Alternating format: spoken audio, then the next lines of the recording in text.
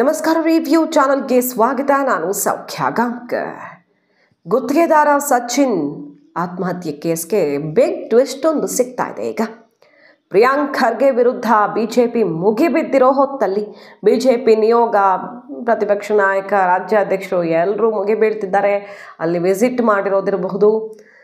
ಖಂಡ್ರೆ ಅವರನ್ನ, ಉಸ್ತುವಾರಿ ಸಚಿವರನ್ನ ಅವ್ರ ಕುಟುಂಬಸ್ಥರು, ಸಚಿನ್ ಕುಟುಂಬಸ್ಥರು ತರಾಟೆಗೆ ತಗೊಂಡಿದ್ದು ನೋಡಿದ್ವಿ. ಪ್ರಿಯಾಂಕ್ ಖರ್ಗೆ ಅವರು ಸೆಡ್ ಹೊಡೆದ್ರು, ನಾನು ಯಾಕೆ ರಾಜೀನಾಮೆ ಕೊಡಬೇಕು, ಅದು ಯಾವ ತನಿಖೆ ಬೇಕಾದರೂ ಎದುರಿಸೋಕೆ ನಾನು ರೆಡಿ ಇದ್ದೀನಿ, ನೀವು ತಾಕತ್ತಿದೆ ಅಂದರೆ, ನಿಮ್ಮ ಹತ್ರ ದಾಖಲೆ ಇದೆ ಅಂದರೆ ನೋಡೋಣ, ಜೈಲಿಗೆ ಹಾಕಿಸಿ ಅನ್ನೋ ತನಕ ಅವರು ಸವಾಲು ಹಾಕಿದ್ದಾರೆ ಪ್ರಿಯಾಂಕ್ ಖರ್ಗೆ ಅವರು. ಸೊ ಪರಸ್ಪರ ಜಟಾಪಟಿ ನಡೀತಿದೆ. ಈಶ್ವರಪ್ಪ ಕೇಸ್ ರೀತಿಯಲ್ಲೇ ಇಲ್ಲೂ ರಾಜೀನಾಮೆ ಆಗಲೇಬೇಕು, ತಲೆದಂಡ ಆಗಬೇಕು ಅನ್ನೋ ರೀತಿಯಲ್ಲಿ ಈಗ ಪ್ರಿಯಾಂಕ್ ಖರ್ಗೆ ಮತ್ತು ಸರ್ಕಾರದ ವಿರುದ್ಧ ಬಿಜೆಪಿ ಮುಗಿಬಿದ್ದಿರೋದು ಎಲ್ಲ ನಿಮ್ದು ಗೊತ್ತು ಬಿಡಿ.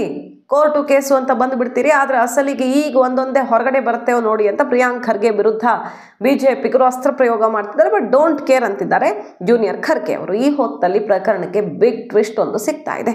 ಏನದು, ಒನ್ ಬೈ ಒನ್ ನೋಡ್ತಾ ಹೋಗೋಣ. ಮಿಸ್ ಮಾಡಿದ್ರೆ ನಮ್ಮ ಚಾನಲ್ನ ಸಬ್ಸ್ಕ್ರೈಬ್ ಮಾಡಿ, ನಿಮ್ಮ ಅಭಿಪ್ರಾಯ ಕಮೆಂಟ್ ಮಾಡಿ ತಿಳಿಸಿ. ಎಸ್ ವೀಕ್ಷಕರೇ, ಒಂದು ಕಡೆ ಬಿಜೆಪಿ ಅವ್ರು ಹೇಳ್ತಿರೋದೇನು, ಇದು ಸರ್ಕಾರದ ಪ್ರಾಯೋಜಿತ ಸಾವು ಅಂತ.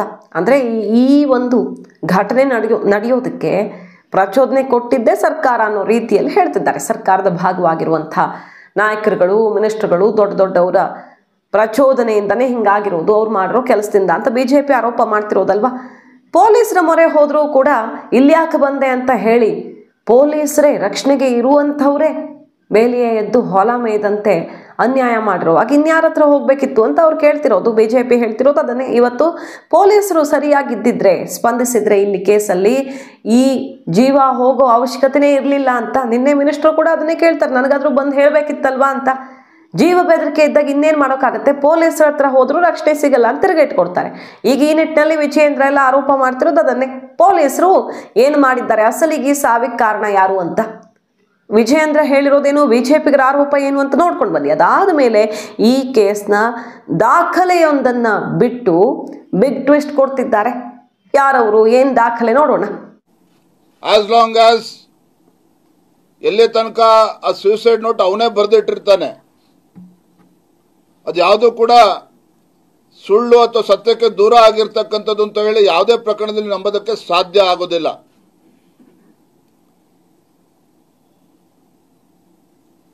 ನಿನ್ನೆ ದಿನ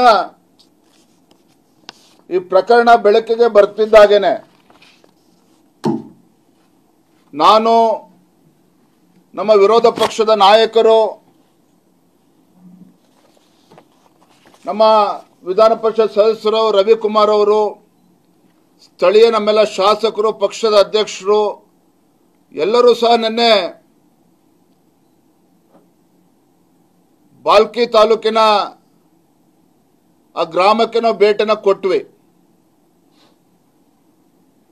ಸಚಿನ್ ಪಾಂಚಾಲ್ ಅವರ ಕುಟುಂಬವನ್ನ ಭೇಟಿ ಮಾಡ್ತಕ್ಕಂಥ ಕೆಲಸವನ್ನ ನಾವು ಮಾಡಿದ್ವಿ. ಆ ಸಂದರ್ಭದಲ್ಲಿ ನಾವು ಭೇಟಿನ ಕೊಟ್ಟಾಗ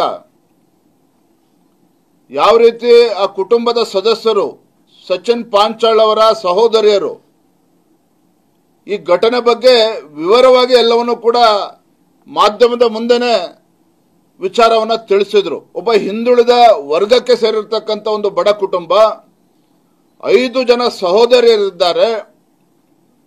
ಯಾವಾಗ ಸಚಿನ್ ಪಾಂಚಾಳ್ ಅವರು ಸಾಮಾಜಿಕ ಜಾಲತಾಣದಲ್ಲಿ ಅವನು ಸ್ಟೇಟಸ್ ಅನ್ನು ಹಾಕೊಂಡಿದ್ದ, ಆತ್ಮಹತ್ಯೆ ಮಾಡ್ಕೊಳ್ತಾ ಇದ್ದೇನೆ ಅಂತೇಳಿ ಆತಂಕದಿಂದ ಭಯಭೀತರಾಗಿ ಅವರಿಬ್ರು ಸಹೋದರಿಯರು, 5ರಲ್ಲಿ 2 ಸಹೋದರಿಯರು, ಸವಿತಾ ಮತ್ತು ಸುನೀತಾ, 2 ಸಹೋದರಿಯರು ಪೊಲೀಸ್ ಸ್ಟೇಷನ್ಗೆ ಧಾವಿಸ್ತಾರೆ. ಬೀದರ್ನ ಗಾಂಧಿಗಂಜ್ ಪೊಲೀಸ್ ಠಾಣೆಗೆ ಧಾವಿಸ್ತಾರೆ. ಮಧ್ಯಾಹ್ನ 2:15 ಭೇಟಿ ಕೊಡ್ತಾರೆ. 25ನೇ ತಾರೀಕು ಭೇಟಿ ಕೊಟ್ಟು ಠಾಣೆನಲ್ಲಿ ಅಲ್ಲಿರ್ತಕ್ಕಂಥ PSI ಅಲ್ಲಿ ರಿಕ್ವೆಸ್ಟ್ ಮಾಡ್ತಾರೆ, ಗೋಗರಿತಾರೆ, ಮನವಿ ಮಾಡ್ತಾರೆ, ದಯವಿಟ್ಟು ತತ್ಕ್ಷಣ ಇದ್ರ ಬಗ್ಗೆ ಕ್ರಮ ಕೈಗೊಳ್ಳಿ, ನನ್ನ ತಮ್ಮ ಇನ್ನೂ ಕೂಡ ಬದುಕಿದ್ದಾನೆ, ಅವನು ಇನ್ನೂ ಕೂಡ ಮೊಬೈಲ್ ಫೋನ್ ಆನಲ್ಲಿದೆ, ಹೇಗಾದ್ರೂ ಮಾಡಿ ಟ್ರ್ಯಾಕ್ ಮಾಡಿ ಅವನ ಪ್ರಾಣವನ್ನ ಉಳಿಸಿ ಅಂತೇಳಿ ಏನೇ ಪ್ರಯತ್ನ ಮಾಡಿದ್ರು ಸಹ ಅವರ ಮನವಿಯನ್ನ ಅವರ ಬೇಡಿಕೆಯನ್ನ ಕಿಂಚಿತ್ತೂ ಕೂಡ ಲೆಕ್ಕಿಸದೆ ಅಮಾನವೀಯವಾಗಿ ಏನೋ ಪೊಲೀಸರು ನಡ್ಕೊಂಡಿದ್ದಾರೆ. ಅಲ್ಲಿರ್ತಕ್ಕಂಥ PSI, ಅಲ್ಲಿರ್ತಕ್ಕಂಥ ಇತರ ಪೊಲೀಸ್ ಅಧಿಕಾರಿಗಳು ಎಷ್ಟು ಕೆಟ್ಟದಾಗಿ ನಡ್ಕೊಂಡಿದ್ದಾರೆ ಅಂತ ಹೇಳಿದ್ರೆ, ಬಹುಶಃ ಯಾರು ಕೂಡ ಇಂಥ ಪ್ರಕರಣಗಳಲ್ಲಿ ಯಾರು ಕೂಡ ಪೊಲೀಸ್ ಮೆಟ್ಲು ಹತ್ತೋಕೆ ಸಾಧ್ಯ ಇಲ್ಲ. 2 ಕಾಲಿಗೆ ತಲುಪ್ತಾರೆ, ಅಲ್ಲಿಂದ ಮತ್ತೊಂದು ಪೊಲೀಸ್ ಸ್ಟೇಷನ್ಗೆ ಕಳಿಸ್ತಾರೆ. ಇಲ್ಲಿ ಯಾಕೆ ಬಂದಿದ್ದೀರಿ ನೀವು, ಗುಲ್ಬರ್ಗ ಹೋಗಿ ಅಂತ ಹೇಳ್ತಾರೆ. ಪೊಲೀಸ್ ಸ್ಟೇಷನ್ಗಳಿಗೆ ತಿರುಗಾಡಿಸ್ತಾರೆ. ಅದು ಎಲ್ಲೂ ಕೂಡ ನ್ಯಾಯ ಸಿಗೋದಿಲ್ಲ. ಅವರ ಕಂಪ್ಲೇಂಟ್ ಅನ್ನು ಕೂಡ ಸ್ವೀಕಾರ ಮಾಡೋದಿಲ್ಲ. ಪಾಪ ಅವನ ಸಚಿನ್ ಪಾಂಚಾಳವನ್ನು ಹುಡುಕ್ತಕ್ಕಂಥ ಪ್ರಯತ್ನವೂ ಕೂಡ ಮಾಡಲ್ಲ ಪೊಲೀಸ್ ಅಧಿಕಾರಿಗಳು. ಎಲ್ಲೋ ಒಂದು ಕಡೆ ಪೊಲೀಸ್ ಅಧಿಕಾರಿಗಳ ವರ್ತನೆ ಏನಿದೆಯಲ್ಲ, ಕನ್ನಡದಲ್ಲಿ ಒಂದು ಗಾದೆ ಇದೆ, ದಿನ ಸಾಯರು ಅಳೋರು ಯಾರು ಅಂತೇಳಿ. ಏನು ದಿನ ಇಂಥ ಪ್ರಕರಣಗಳು ಬರ್ತಾನೆ ಇರ್ತದೆ.